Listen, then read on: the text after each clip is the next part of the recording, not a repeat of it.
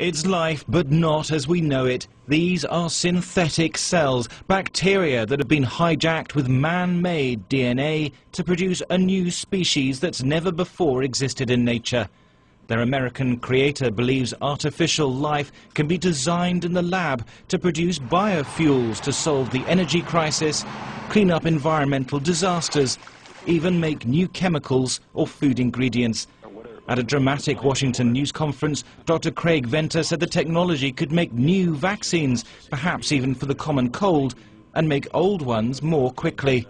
We have ongoing funding to try and use these new synthetic DNA tools to perhaps make the flu vaccine that you might get next year. Because instead of taking weeks to months to make these, Dan's team can now make these in less than 24 hours.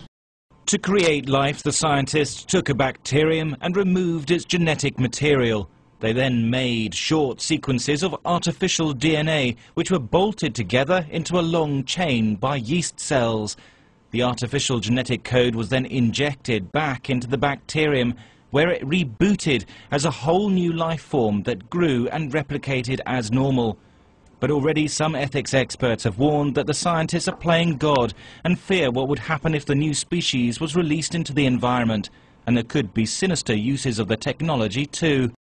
Personally, I think that the greatest issue posed by this research is not really anything to do with the fact that it's artificial life as such. It's to do with the potential for this kind of research to be misused to create pathogens, designer pathogens potentially, that could be used in biological weapons by either state-sponsored militaries or bioterrorists. This is the dawn of a new age of synthetic biology. The race is now on to harness its scientific potential, but it also raises the question, if life can be designed on a computer and created on a laboratory bench, what's the difference between a living organism and a machine? Thomas Moore, Sky News.